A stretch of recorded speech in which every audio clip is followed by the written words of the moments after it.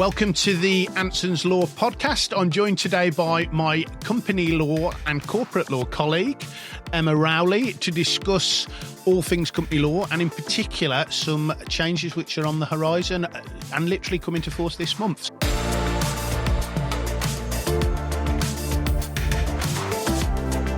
Good morning, Emma, and good to have you on board. Good morning. You finally got me on the podcast. Finally did, yeah. You've been on some of our other content, but, reluctantly, I've dragged you away. I appreciate this is a ridiculously busy time. Budget will be, by the time I think this drops next week, will have just happened. And I get that has meant that for corporate lawyers, it's been sort of Budget-geddon, Armageddon, what are you calling it? We've been doing a lot of, I haven't got a name for it this year, actually.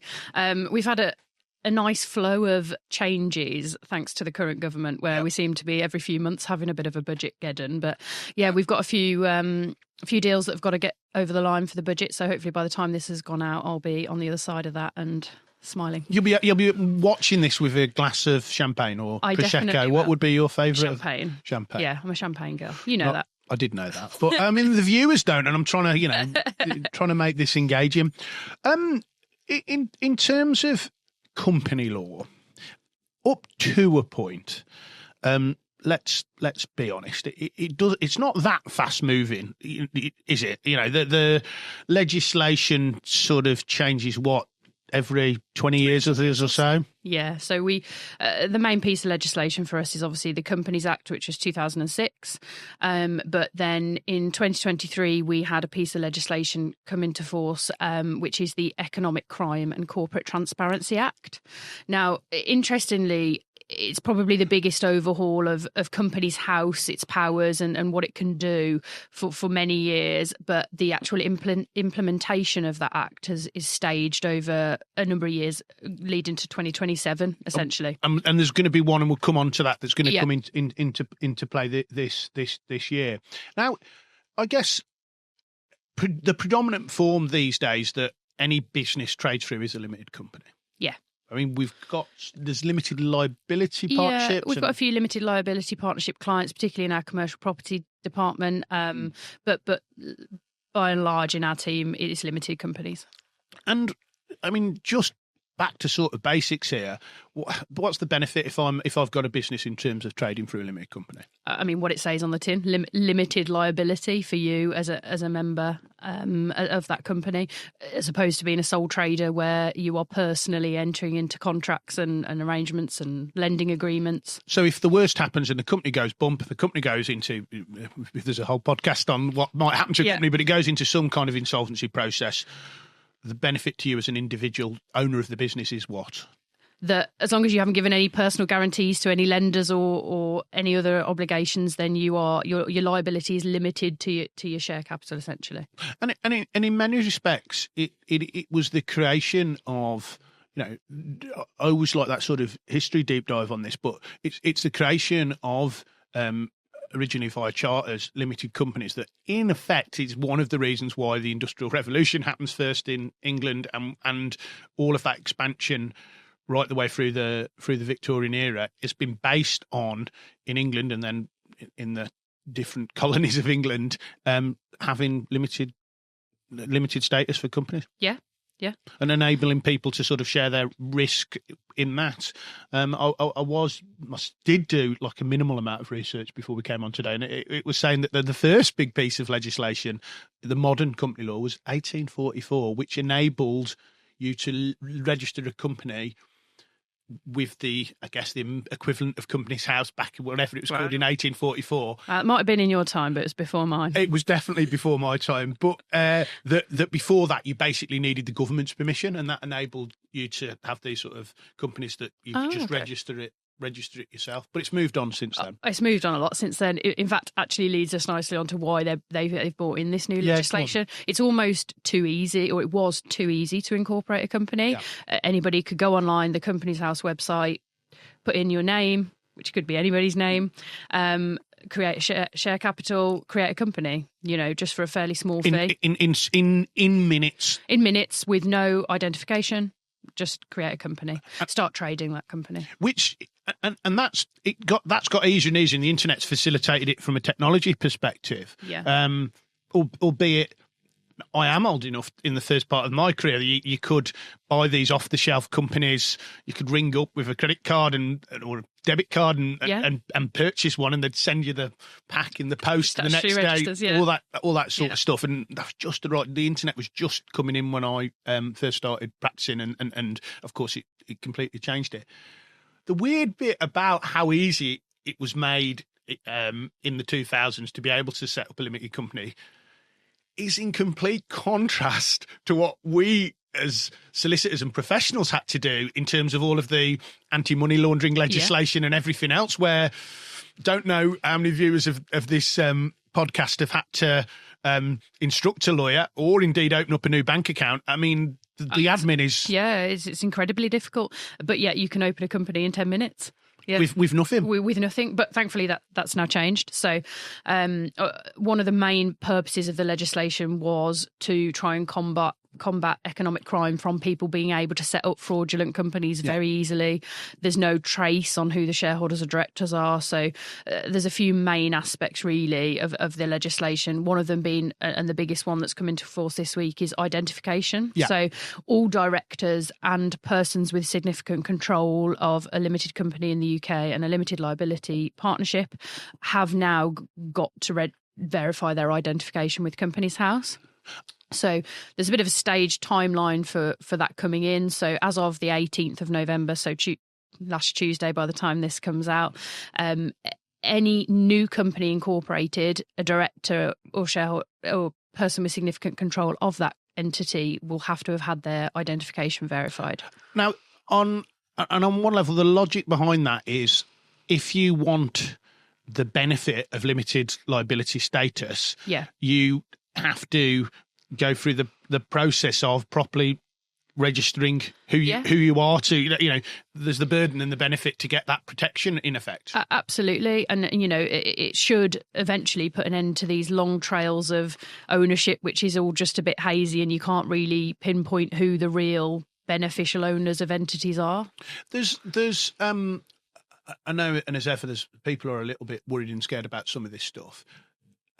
The reality of it is probably since whenever, post 9/11, when the legislation came in around anti-money laundering, if you are doing anything with a law firm, you have had, as we've just alluded to this, you had to prove who you were, and actually more recently provide evidence as to where the money's come from to do this. So there is an element of this is if you have got a limited company, you will have an accountant, you will have a lawyer, you will have already done everything that is needed here. Absolutely. With your lawyer or with your accountant. If you are trading that company legitimately, how have you done anything without providing your ID to somebody that you've engaged? And is there a little, I bumped into an accountant, Barry Edwards from Rostance Edwards, if he's watching, and he said to me, these requirements now on the identification, it's got as bad as it is for us accountants as it was for you lawyers. But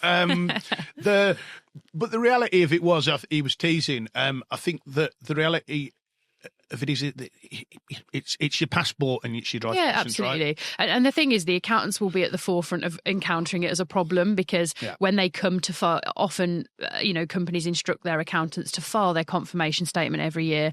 And like I said, for new directors of new companies, it's in force now. But there's a 12-month transition period for existing directors and persons with significant control. So if you haven't already verified your identification, which I know you haven't, Martin.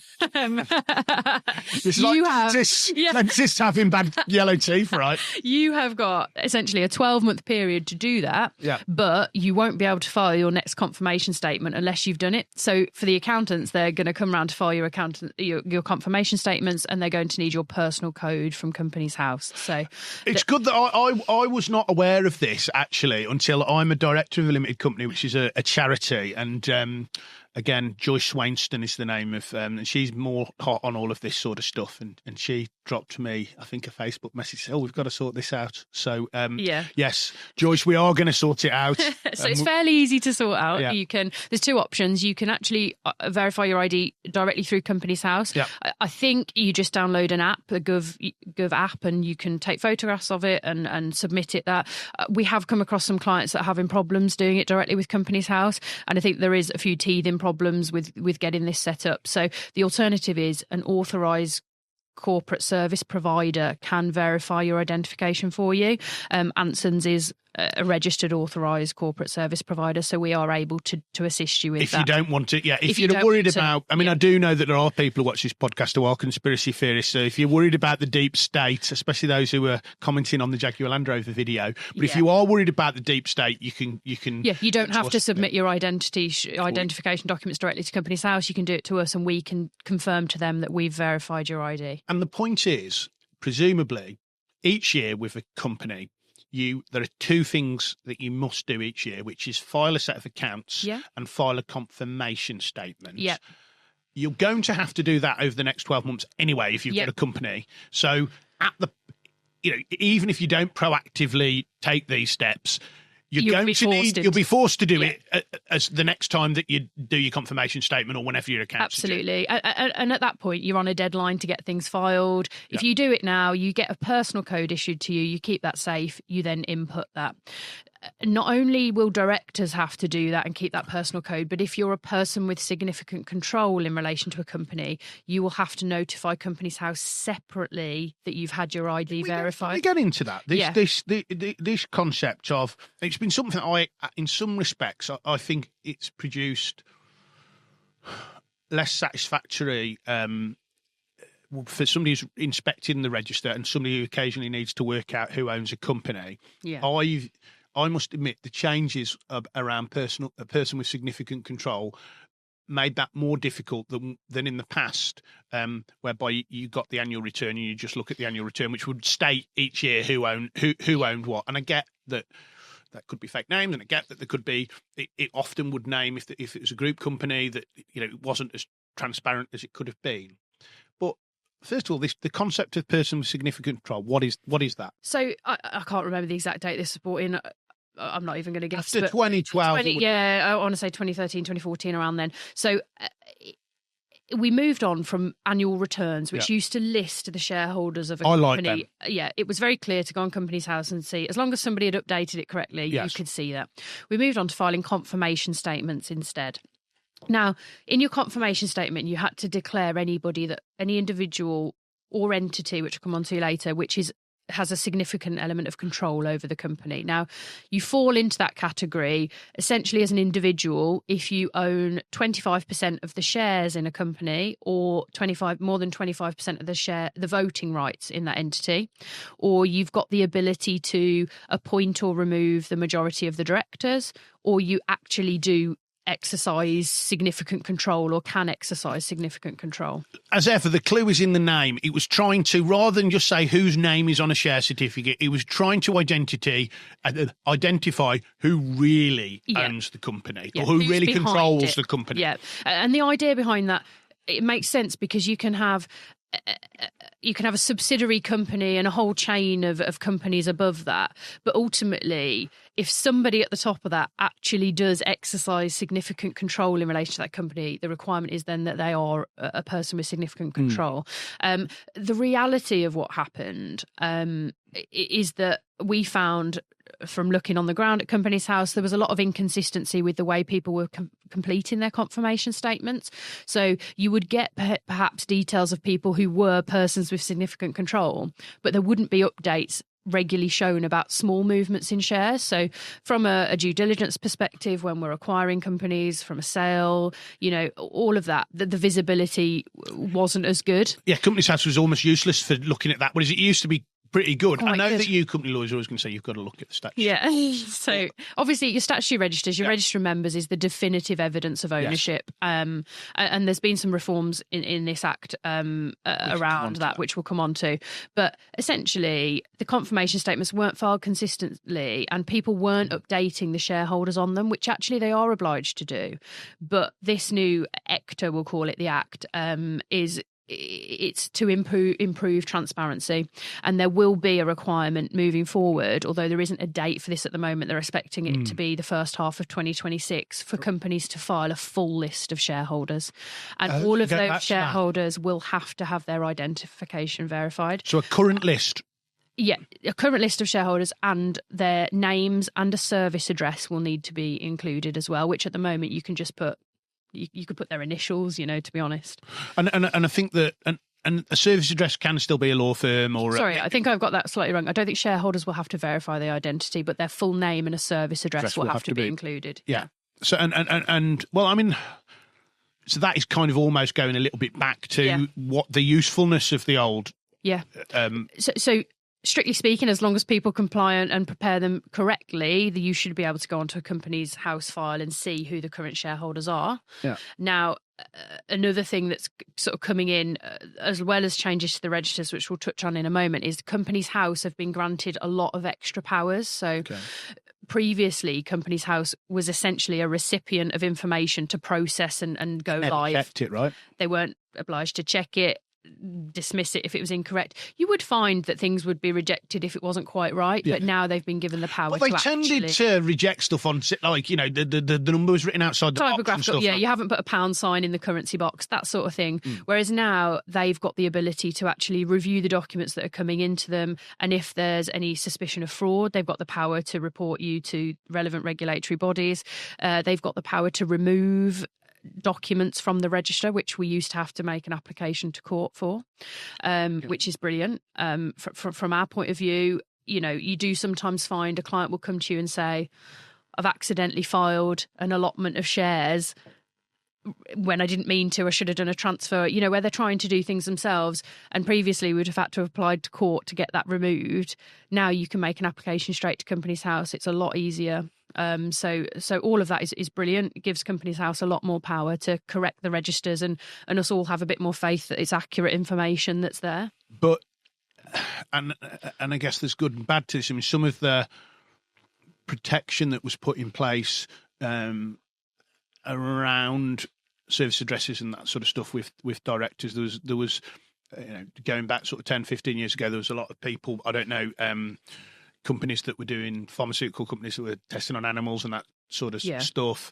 There was often people being targeted by campaign groups. I think we've got some stuff going on currently, actually, where shareholders are being targeted, investments in some of the stuff around Israel and all of that sort of stuff. And I think that there were concerns that, like, somebody's home address is on a statutory register, that you could be subject to that kind of harassment. But it sounds like you can have a service address that can be your lawyer's office. Yeah, it absolutely can be. One thing that ECTA has brought in is the Companies House's ability to change your registered office address if it's not an appropriate address. Yes. So if you're just, if it's completely unrelated to the company and it's not going to find the person in control of that company, they have the power to completely just change that now. To where it should be. Yeah. And well, that'll make life easier for loads of stuff. As a litigation lawyer, servicing proceedings will be loads easier on a company. And I think there was lots of abuses there where there were sort of flats above chip shops that PO box addresses that were just hundreds and thousands of addresses, and then you could never track these companies down. And when you see the stats actually of what they've managed to achieve, so I think that power came in March 2024, right, and the amount of registered office addresses they've changed, companies' names that have been changed where companies have been set up fraudulently with similar names to other companies. Right. They've got the power to go in and change that name. And I think there's something like a 28-day window where they can notify you if they're going to do it. They can even strike the company off the register if they've got enough grounds that, they think it's fraudulent. Lots of this sounds positive. It is giving a lot more power to the government. But it may make Companies House a lot more useful for the general public and for people generally. Just makes it more transparent, right? Yeah, absolutely. I think I read a stat that there's something like 900 roles being created at Companies House to deliver these services and issue the fines and things like that, which is quite interesting. And it'll be interesting over the next sort of 2-3 years to see whether we'll find an increase in fines for non-compliance with Companies House.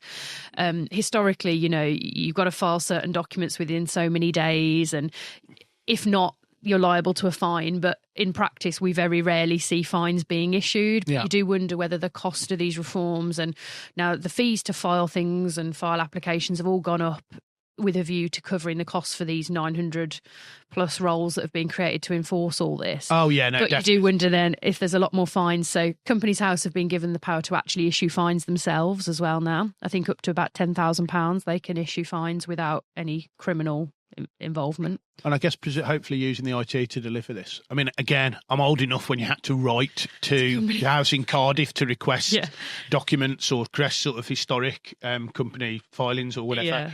It's all done on our website now, isn't it? It is, yeah. You do tend to find some older companies, you'll have to request someone at Companies House to scan documents in, but yeah, for like a so 1986 sort of annual return or something like that. Yeah. But hopefully, we'll have a lot more visibility, once the first half of 2026 and the implementation of the full list of shareholders comes in, I'll welcome it, because it's hard at the moment to ascertain directly from Companies House who owns. It's going to make people who try and hide behind companies, and actually it almost sort of betrays the initial deal from 1844, if you like, whereby companies or individuals were able to form their own limited company. The government didn't get involved. The Crown didn't get involved. Didn't need to issue a charter.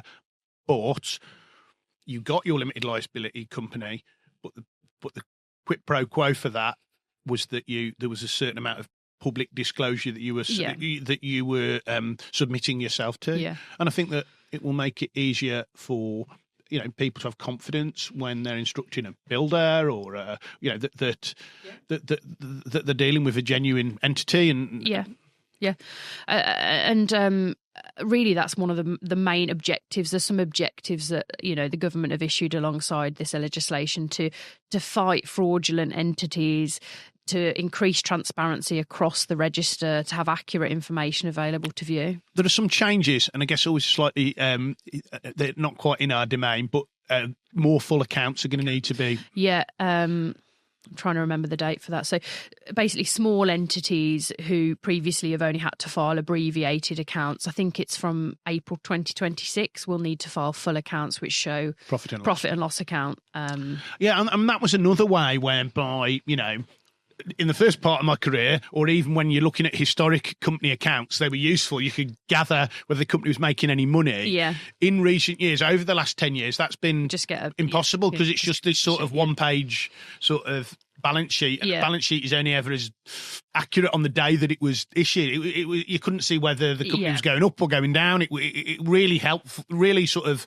difficult to get any useful information. So that's something else I'm going to welcome. Yeah, it is good. It's a good change. And also all of this will need to be submitted electronically now. So, going back to Barry at Rostance, I'm sure they're probably feeling the brunt of some of these changes, because there's a lot of change from there on the ground, the work they're doing there. In terms of having to incorporate sort of software to be able to file all of this stuff. Well, Companies House also are having their own logistical problems of, this act was brought in 2023, but the implementation of it is taking until 2027, because Companies House have got to get the systems in place to be able to deliver it. Hence why the ID verification has only just really come to fruition, really, because they've got to have the tools to be able to. They want to be able to say, well, here's something you can do to verify your ID, before they then make everyone do it. But I'm not gonna lest I get criticised again for not sufficient scrutiny to the IT changes. I'm just gonna leave the boffins there to work out what needs to be done from that perspective. Is there anything else that's coming in relation to that act? Yeah, so the other thing probably worthwhile to our listeners and certainly our clients is in relation to statutory registers. So statutory registers are an interesting point, which for myself as a corporate lawyer are so important, yet to most company owners will say they haven't seen them since the date the company was incorporated, if they ever saw them at all. Yeah. Now, historically, you had to keep quite a number of registers. So a register of shareholders, members, register of directors and their addresses, residential addresses, registers of allotments, registers of transfers of shares, various different registers. Essentially, back years ago, you would have had a folder of these hard copy registers. And for listeners of a certain age type, they were often in this sort of faux leather bound. Yeah, very thing. Nice. Yeah. And I think you'd have to have gone to school in the mid-90s to get this reference, but they looked very much like the National Record of Certificate of Achievement, if you had that. They did look like that, yeah. Did you? I did have that, yeah. I'm not still getting that in the 2000s, was it then? The old... Yeah, it must be. I had one. The maroon leather bound book. That's exactly what the statutory registers look like. I found my one in like an old box last week. By the way. Definitely don't still have one. Have you been keeping that up to date? Mine was so full, Martin. I had to just. Because of all your extracurricular activities and all achievements. But that's what the company's books looks like. It is, yeah. In some respects, it's a great analogy because you know, when you first get it, you put your different certificates for your cycling proficiency test. Yeah. Your green swimming badge, and then you forget about it. And then it never gets touched again, right? So, I mean, the listeners of this podcast will be listening to this thinking, I don't even know where my statutory registers are. And arguably, the register of members, well, it is, not arguably, it is the absolute evidence of ownership of your company. So if you come to sell that company, the buyer will require sight of that, and that register of members will have had to have been kept up to date, showing movements between shareholders throughout the history. And that's essentially how a buyer will ascertain what they're buying, the shares they're buying. So going back onto the changes that ECT has brought in, is it stripped out the requirement to keep a number of those registers. Right. So one of those is actually the person with significant control register, which has only fairly recently been implemented. The idea being that with Companies House being more accurate now, that will just be held at Companies House. Fine. The only register you will have to keep is your register of members. So that one still will. Which is the important one anyway, right? One anyway, yeah. But will that have to, and the register of members, crucially, it's not just their names and addresses, it's how many shares and the type of shares that they own. Absolutely, yeah. And there are a couple of other registers, register of debenture holders and some more, you know, obscure registers. But for most of our listeners, the main register they'll be required to keep is the register of members. As a dispute lawyer, and a dispute lawyer who does a lot of shareholder disputes, I mean, if you are a member of a company, any member of a company, one share, you have got the right to go to the registered office of the company and inspect that register. Yep. And so that is a legal obligation that is in place now and has always been in place. But I think that you are right, is that often the first time that a company or the company's directors update their statutory books is when they go, is the lawyer doing it on their behalf when they're about to sell. When they're about to sell, yeah. I mean, in terms of a percentage of the companies we sell, I'd probably say 80% of those I have to reconstitute their statutory registers. So that means basically recreate them from scratch, which you can imagine if the company was incorporated in 1930s can take a very long time to, oh my God. to work back. back. To do one of those where you've had to really trace it back. I have to do it regularly, regularly. But as far back as 1930, they can't really. Well, yeah, you have to go back, you know. To create the trail of evidence, it's equivalent of actually in property terms. Yeah, of putting together the title.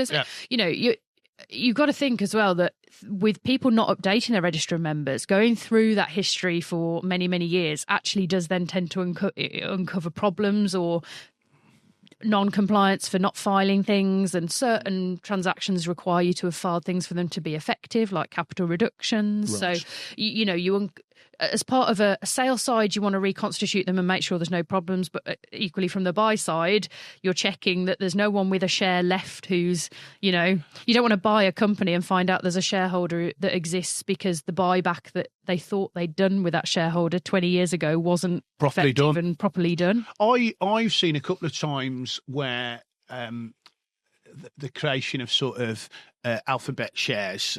For example, I've seen this happen quite, and the accountants come in, not criticising accountants, but the accountants come in and said, like, it'd be tax efficient for you to have alphabet shares, which means you can pay differential dividends between the different classes of shareholders. Is often something that makes sense for companies to do. But there's been absolutely no change to the company's articles of association whatsoever. Yeah. Like the form has been filled in, but nothing's been done. Yeah, and the actual rights to the shares haven't been changed, and what they think that they've got is A and B shares that have got in most cases that you're talking about there is the right to declare different levels of dividends on each. But the company actually hasn't got A and B shares. No. They don't exist. Yeah, they've all got ordinary shares. Yeah. So on one level, hopefully, what this shall mean with that added sort of impetus on keeping your books up to date, for want of a better word, that hopefully there'll be less of that, and people will properly address this because they've got to get the filing right and they've got to get their registered members right. And obviously now Companies House can look at your registers and pick up these errors, pick up the fact that things haven't been filed or things have been filed incorrectly, whereas historically, like I say, they were more of an information processing centre, whereas now they're actually reviewing and picking up errors. Well, I mean, again, if that's going to encourage some of that stuff to occur, then I think probably, broadly speaking, we're in favour of it, right? Oh, absolutely, yeah. Make my job easier. It's good enough. And if that makes your job easier, Emma, then that's the point. But I think it isn't just that, though, is it? I mean, I think it will mean that you're less likely to have the problems that go with you having inaccurate books and ensuring that you get your filings correct, that you don't issue shares that don't exist, that you comply with what you're meant to do if there is a share buyback, all of that stuff. I mean, it's a positive. Yeah, absolutely. It's one of those things that people often put to the bottom of their priority list. But when you come to sell, you've got to remember that whilst you see it as the person selling as they're buying your business and the trade, what they're buying with a share purchase is the shares. That's the entire title to what they're buying. So if there's inconsistencies in that share capital, it is a fundamental problem. That is something that the buyer can't get over without solving. They can't buy a company if they're not sure who owns the shares. In terms of always, like, when people are watching this and they're seeing this and I think, oh, well, what can I or what should I do next? Whilst we have got the deadline of the end of this month, the end of November 2025, whenever you're watching this, in terms of they do want people to have done their LD by then. Is that not right?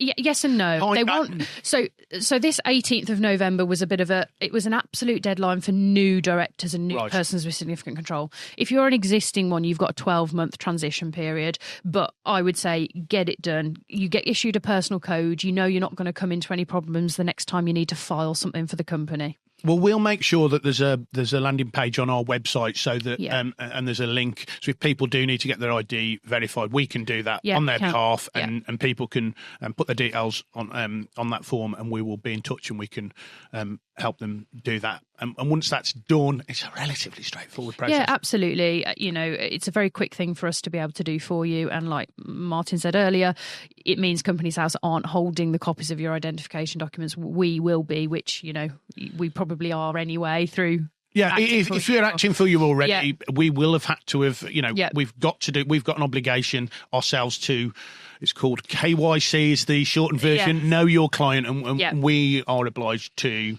have up-to-date ID. And I do get that sometimes clients, so I've only just given you that. And it's like, well, I know. It was like over 2 years ago now. It's frustrating for us as well, the regulations. Sometimes we're in the same boat as you. We want to get on with the transaction, but unfortunately, needs must. But even though we are saying, look, we can sort that out for you, the reality of the situation is you are definitely going to have, within the next 12 months, an obligation to file accounts. You would have, if you've got a company, you would have done that list this year. Yeah.